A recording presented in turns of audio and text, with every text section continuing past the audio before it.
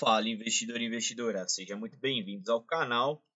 No vídeo de hoje nós vamos ver quanto rende R$ 10.000 aplicado em Petro e Vale, os resultados do segundo trimestre e as minhas considerações agora para o fim do ano com a Petro e com a Vale, beleza? Sem mais delongas, bora para o nosso vídeo então. A Petrobras, ela divulgou para nós que vai pagar um dividendo por ação 67 centavos. Esse dividendo ele vai ser cortado em duas parcelas. A primeira parcela vai ser agora em novembro de 2025, 33 centavos. A outra parcela agora em dezembro de 25, mais 33 centavos, pessoal. E aí, o que a gente precisa avaliar sempre quando a gente está tratando de Petrobras? O preço do Brent, tá? Existe um estudo da BTG. O BTG ele diz que o Brent estando entre 60 e 65 dólares, então a Petrobras pagaria aí algo em torno de 10 a 12% de dividend yield. E o preço do Brent hoje está na faixa dos 65 dólares. Então note 65 dólares, então a Petrobras estaria pagando aí algo em torno próximo dos 12%. Mas, na minha avaliação, a Petrobras vai pagar um pouco menos e eu já vou mostrar para vocês do porquê, tá? Como ela teve um resultado muito fraco, se vocês olharem lá no Investidor 10, nós vamos notar que vai haver aqui então uma queda na cotação, porque o lucro ele também deu uma queda, tá, pessoal? O lucro agora do segundo trimestre foi menor do que o lucro do primeiro trimestre e do ano passado, sobretudo pelo preço do petróleo e do dólar, tá? Então, houve uma queda na produção de petróleo e houve uma queda da taxa de câmbio também, tá? Então, é por isso que isso está se refletindo um pouco nessa queda. Mas aonde que o mercado não gostou da Petrobras? Porque a Petrobras soltou um fato relevante dizendo de um interesse de voltar na parte de combustíveis. Pessoal, distribuição de combustível precisa de escala, as margens são muito apertadas, muito reduzidas. Na questão de postos de gasolina, existem postos que trabalham com uma margem de 2 a 3%, uma margem líquida. Então, assim, de cada R$ 100, o cara está ganhando 2 a 3 reais. Então, você precisa ter uma escala muito grande para poder fazer sentido esse tipo de operação. A Petrobras ela tinha se livrado dessa operação quando ela vendeu essa parte de distribuição de combustíveis, que era a antiga BR, hoje é a Vibra, né? E agora parece que eles querem voltar com isso também. Então existe esse problema que o mercado acabou não gostando muito e acabou batendo na cotação da Petrobras. E aí, qual que é a ideia que eu estou dando uma olhada aqui para vocês entenderem? Então, a Petrobras ela lucrou agora no primeiro trimestre 26 bi, no segundo trimestre 19 bi. Pessoal, eu ainda mantenho 80 bi de fluxo de caixa livre para o ano de 2025, com um payout do guidance deles de 45%. Isso dá para nós, então, R$ 2,79, que com R$ 10.000 na cotação do dia de hoje, 30,53, você compraria aí, então, 328 cotas, que te daria um dividendo estimado na faixa dos R$ 914 para os próximos 12 meses, dividindo isso mensalmente, daria algo em torno dos R$ 76,24. Hoje, então, o dividendo estimado da Petrobras está na casa dos 9,15%. No preço teto do Bazin, 34%. No nosso preço teto, uma ligeira margem de segurança aí, 31,3%. Agora nós vamos falar de Vale, tá?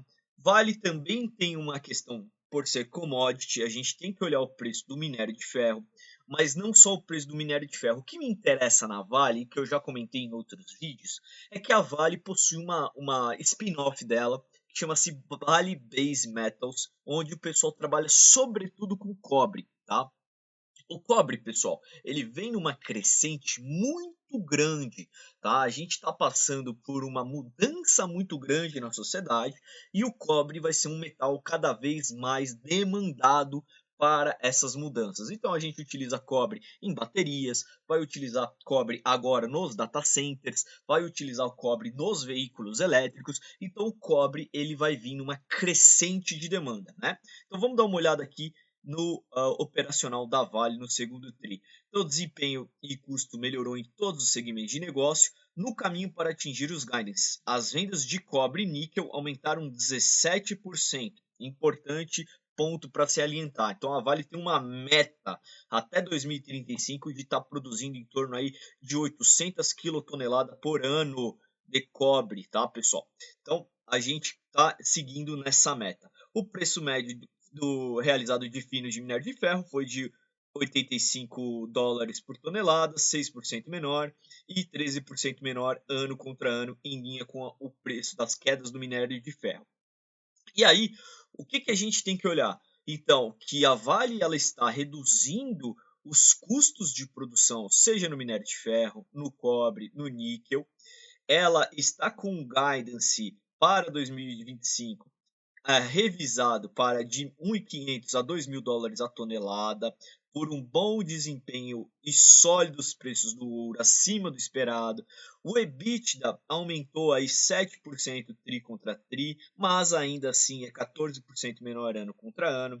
O CAPEX foi de 1,1 bi, então é 0,2 bilhões de dólares menor, tá certo? Ano contra ano. E o fluxo de caixa livre, então, foi de 1 bilhão de dólares, 0,8 bilhão maior em relação ao ano anterior. E a dívida líquida também continua bem confortável, beleza? E aí, pessoal, o que a gente tem que olhar? A Vale, ela começou a ter uma melhora no seu lucro líquido, tá? Então pode ser que a gente veja esse gap aqui se inverter. Ela começou a ter uma melhora no seu lucro líquido e ele vai subir um pouquinho aqui essa curva. Mas o que a gente tem que então entender para destravar valor para a Vale? Pessoal, 50% das vendas da Vale vão para a China. A China ela já atingiu o seu potencial máximo de infraestrutura. O modelo de crescimento chinês foi baseado muito em infraestrutura. Hoje os chineses já têm toda a infraestrutura que eles precisam. Eles não precisam mais construir tantas pontes, tantas ferrovias, tantos aeroportos, eles já estão com a infraestrutura pronta. Agora é manutenção e zeladoria. Mas aonde a gente tem que olhar então um negócio que vai destravar valor para a Vale? Aqui, ó, Ásia, pessoal. O Sudeste Asiático, bem como a Índia, pessoal, são os locais onde nós temos que olhar com carinho para que a Vale destrave valor na venda do minério de ferro. Então notem, esse daqui ó, é o PIB per capita da Índia.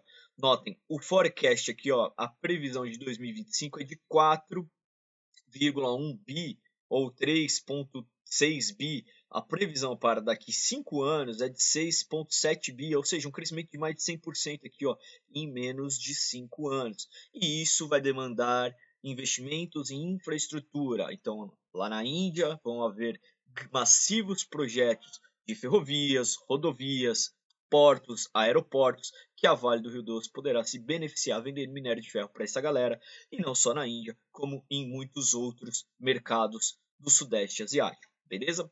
E aí, então, falei um pouco sobre o cobre. Então, hoje, o preço da libra do cobre está em torno de $4,48 por libra, e a previsão é que nós tenhamos lá em 2029, então, algo em torno de 6,2 dólares por libra, ou seja, um aumento de 40% em 4 anos, tá bom, pessoal? Então a gente também tem uma crescente do cobre muito forte nesse sentido, beleza? E aí, então, vamos imaginar que a gente esteja comprando $10.000, R$ 10.000 aqui em Vale, com a cotação do dia de hoje, 55,39.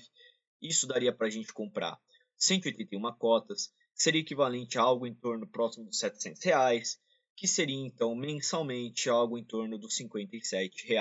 O que eu estou imaginando aqui? Ó, um lucro líquido de 38 bi no ano, com um payout também de 45%. Isso daí dá para a gente um dividendo de 7%, humilde de 7%. E aí, na margem do Decibelzinho, 13% de margem, na nossa margem, menos 29%, beleza? A Vale é um case para você comprar na baixa, como toda boa commodity, como Petro, como Vale, você tem que comprar na baixa e esperar o ciclo de alta, beleza, pessoal? Agora eu quero saber de você, se você está de olho na Petro, se você está de olho na Vale, comenta aqui abaixo que eu quero saber. E não esqueça de curtir, compartilhar, se inscrever no nosso canal e ativar o sino de notificações. Um forte abraço e até o próximo vídeo.